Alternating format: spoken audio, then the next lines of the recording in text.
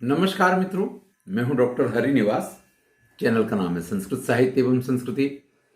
महाभारत की श्रेष्ठ कथाओं में आपका स्वागत है। उद्योग पर्व, और वो भी दुर्योधन को समझाने की घटना। एक तरफ से सभी लोग अपने प्रयत्न में लगे हुए हैं। उस सभा में आकर के पहुंच गए जो महर्षि हैं, जो देवर्षि हैं, जो ब्रह्मर्षि हैं, चाहे वो भगवान परशुराम हों, चाहे वो कण्व ऋषि हों, चाहे नारद मुनि हों, सबने अपने अपने ढंग से दुर्योधन को समझाने का प्रयत्न कर लिया। आपने देखा कि कर्ण के समझाने पे तो ताल ठोक के खड़ा हो गया और कहता ये सब क्या लगा रखा है। ऐसे में धृतराष्ट्र श्री कृष्ण से कहते हैं, भगवान नेव मेवैतद यथा वदसि नारद। ये बिल्कुल सही है, जैसा नारद मुनि ने कहा। ये बात बिल्कुल सत्य है कि अगर व्यक्ति मिथ्या अभिमान करता है या अगर व्यक्ति अत्यंत हठ करता है तो उसकी दुर्दशा ही होती है। मैं ना तो कोई अभिमान कर रहा हूं, ना ही मेरा कोई हठ है, न तू ईशो भगवन अहम।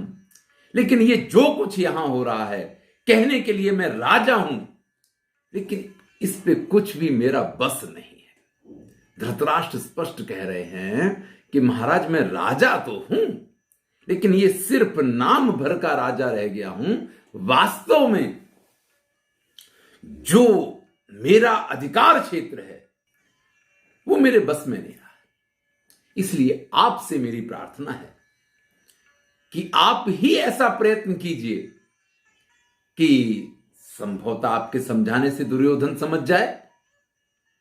तब श्री कृष्ण कहते हैं अत्यंत मधुर वाणी में, धर्म अर्थ सबके जानने वाले हैं, वो कहते हैं, हे दुर्योधन, महाप्राज्ञ को ले जाता साध्वे तत्कर्तुमर्हसि। अरे आपका कैसे उत्तम कुल में जन्म हुआ है, ये तो आप विचार करो। आपको हमेशा श्रेष्ठ कार्य ही करने चाहिए। निकृष्ट कर्मों की तरफ आपकी कभी अभिरुचि होनी ही नहीं चाहिए। जो आपसे बड़े हैं, जो आपके बुजुर्ग हैं, जो आपसे श्रेष्ठ हैं, जो आपके सुहृद हैं, जो आपके हित की कामना करते हैं, उन सब की आज्ञाओं का पालन करना होता है। तुम तो उनकी बात को सम्मान तक नहीं देते। देखिए, बड़े बुजुर्ग जो कहें, गुरोर आज्ञा अविचारणीय कहा गया है, उसका तो पालन किया जाता है। और तुम हो कि तुम उनकी बात सुनने तक के लिए तैयार नहीं। विपरीता त्वयं वृत्ति रसकृत लक्ष्यते। ये बिल्कुल विपरीत आचरण है। ये तुमको शोभा दे ऐसा आचरण नहीं है। तुम जैसे श्रेष्ठ हो, देखिए किसी से काम करवाना हो तो उसकी प्रशंसा करनी पड़ती है। श्री कृष्ण इन चीजों को अच्छी तरीके से जानते हैं, इसलिए वो दुर्योधन की प्रशंसा भी करते हैं, उसको समझाने की कोशिश कर रहे हैं कि तुम्हारे जैसा श्रेष्ठ व्यक्ति अधर्म का आचरण करे, अधर्म के मार्ग पे चले, ये किसी भी तरीके से योग्य नहीं है। आप पांडवों के साथ संधि कर लो, भ्रातृणामत भृत्यानाम मित्राणाम चा परंतप करिष्यसि श्रेया। इससे सबका कल्याण हो जाएगा। आपके भाई, बंधु, सेवक, सखा सब आनंद से रहेंगे। और व्यक्ति का यही कर्तव्य है कि उसको अपने जीवन में ऐसे कार्य करने चाहिए कि जिन कार्यों से उसके साथ जुड़े हुए जितने लोग हैं उनका मस्तक गर्व से ऊंचा हो और वो अपने जीवन में सुख शांति को प्राप्त करें। तो आपके पिता जो कह रहे हैं, यत् श्रेयो हि मन्यन्ते पिता यत् शास्ति भारत। तुम्हारे पिता को जिसमें कल्याण दिखाई दे रहा है, वो जो तुमसे कह रहे हैं। अरे भाई, व्यक्ति के ऊपर विपत्ति आती है तो अपने पिता से मार्गदर्शन चाहता है। यहां तो तुम्हारे पिता जो है तुम्हारा मार्गदर्शन कर रहे हैं, और एक तुम हो कि तुम्हारे ऊपर आई हुई विपत्ति को तुम समझ ही नहीं रहे हो। इसलिए उनकी आज्ञा का तुम्हें पालन करना चाहिए। धर्म अर्थ काम मोक्ष, ये पुरुषार्थ चतुष्टय कहे गए हैं। लेकिन जो लोभ करता है, जो लालच करता है, जो अपने से बड़े बुजुर्गों की बातें नहीं सुनता है, वास्तविकता यह है कि जीवन में अगर आपको श्रेष्ठता चाहिए, कल्याण चाहिए, पुरुषार्थ चतुष्टय की सिद्धि करनी है, तो आपको अपने बड़े बुजुर्गों की बात सुननी चाहिए। लेकिन अधिकांश लोगों को दुर्योधन की तरह लगने ये लग जाता है। कृष्ण कह रहे हैं कि तुम्हें ऐसा लगता है कि तुम्हारा कल्याण इन बड़े बुजुर्गों की बातों को सुनने में नहीं है, तुम्हारा कल्याण उन जो तुम्हारे कुछ दो चार साथी ऐसे हैं ना, तो सताम मद अतिक्रम में यो असताम वर्तते मते, जो व्यक्ति ऐसा करता है कि जो सज्जन हैं, श्रेष्ठ हैं, जिनके मत का अनुसरण करना चाहिए, उनके मत का अनुसरण ना करके, उनकी बातों को ना सुन करके, और ऐसे जैसे तुम्हारे ये सारे साथी हैं, अगर ऐसे लोगों की बात सुनते हैं, सोच्यंती व्यसने तस्य सुहृदो नाचिरादिव, वो ऐसे व्यसनों में पड़ जाते हैं। व्यसन का अर्थ पान बीड़ी सिगरेट तंबाकू नहीं है। व्यसन यानी ऐसे दुखों में पड़ते हैं, या वो ऐसी स्थिति में पहुंच जाते हैं कि फिर उनको कोई भी बाहर नहीं निकाल सकता है। अरे विचार तो करो, पांडव कितने पराक्रमी हैं, देवताओं के पुत्र और देवताओं की तरह पराक्रमी वो हैं। तो इन जितने राजाओं को तुमने अपने पास बिठा रखा है कि ये सब तुम्हारी मदद करेंगे, ये तुम्हारी रक्षा करेंगे, ये तुम्हारा साथ देंगे, अरे कौन ऐसा मूर्ख होगा जो देवपुत्रों को, देवतुल्यों को, जो हमेशा से आपके साथी, मित्र, सखा, संरक्षक, अरे भाई तुम्हारे भाई हैं, और उनका परित्याग करके इन सबको लेकर के तुम बैठे हुए हो, ये तुम्हारी बुद्धि क्या है? अरे भैया, अगर वास्तविकता को समझते हो तो इतना विचार कर लो कि इनमें से एक भी ऐसा नहीं है, इनमें से एक भी ऐसा नहीं है जो पांडवों के तुल्य हो। तो जिसके पास सोने का खजाना हो और वो इन मिट्टी मिट्टी के संग्रह में लगा हुआ है, ये किस प्रकार से तुम व्यवहार कर रहे हो? कृष्ण दुर्योधन को समझाने की अपनी तरफ से पूरी पूरी कोशिश करते हैं। बहुत कुछ उन्होंने कहा है, सब कुछ कहने बैठेंगे तो बड़ा लंबा हो जाएगा। अंत में समझाते हुए कहते हैं, दुस्साहसने दुर्विषये करणे चापि ससौबले एतेषु ऐश्वर्यमादाय भूतमिच्छसि भारत। देखिए, पितामह भीष्म, द्रोणाचार्य, कृपाचार्य, इन सबका कहना तो यही है कि संधि कर लो। आपके पिता भी संधि के लिए कह रहे हैं। जो आपको संधि करने के लिए मना कर रहे हैं, ये तो तुम्हारे भाई दुशासन और ये कर्ण और शकुनी, ये 4-5 लोग हैं। तो तुमको क्या लगता है कि इन 4-5 लोगों की शक्ति से तुम पांडवों का सामना कर लोगे? इनकी सुझाए हुए मार्ग से तुम्हारा कल्याण हो जाएगा? मैं तुमको गारंटी देता हूं, ये तुम्हारे साथ जितने राजा बैठे हुए हैं, ये तुम्हारे साथ जितने लोग खड़े हुए हैं, नहीं में सर्वराजाना पर्याप्ता सहिता स्वया क्रुद्धस्य भीमसेनस्य प्रेक्षितुम मुखमाहवे। अगर रणभूमि में युद्ध शुरू हो गया ना, तो तुम्हारे साथ ये सब मिलकर के भीम की क्रोध का सामना नहीं कर सकते हैं भैया। और जिनके भीष्म, द्रोण, कृपाचार्य, इन सब की बात तुम कर रहे हो, ये भूरिश्रवा, ये सोमदत्त, जितने लोग हैं, ये सब मिलकर के एक साथ रणभूमि में खड़े होंगे तो भी अर्जुन का सामना नहीं कर पाएंगे। अजयो ही अर्जुन संख्य। मैं तुमसे कह रहा हूं कि अर्जुन, देवता, गंधर्व, किन्नर, यक्ष सब एक साथ आ जाएं तो उनके लिए भी अजय है। आपको इनमें से कोई ऐसा राजा दिखाई देता है जो रणभूमि में अर्जुन का सामना कर सके, जो रणभूमि में अर्जुन के साथ युद्ध करने के लिए जाए और जैसे गया था वैसे अपने घर वापस आ जाए? एक भी व्यक्ति तुमको इसमें से ऐसा दिखाई देता है?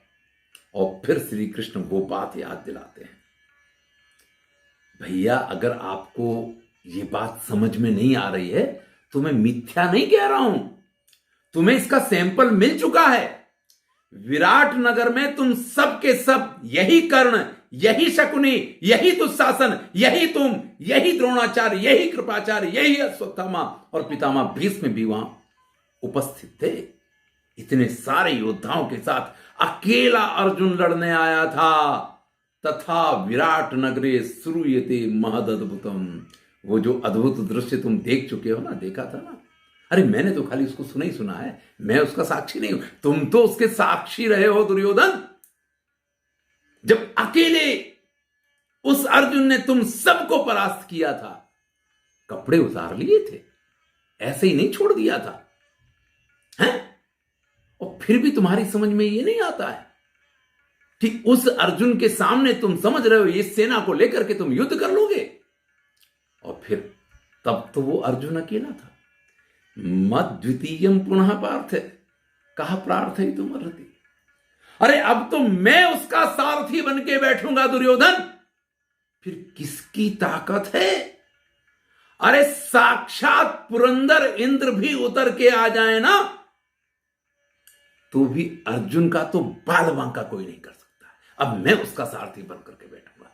तो हम दो लोग इकट्ठे हो जाएं, उसके बाद भी तुम्हारी समझ में ये बात नहीं आती है, तो मुझे लगता है कि बुद्धि पे पत्थर पड़ गए भैया।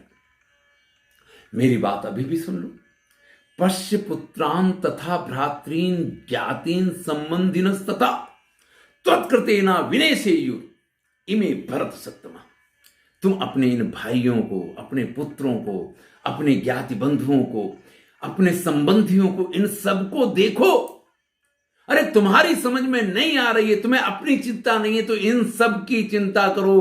तुम्हारी वजह से इन सब का विनाश हो जाए, ऐसा कार्य नहीं किया जाता है भैया दुर्योधन।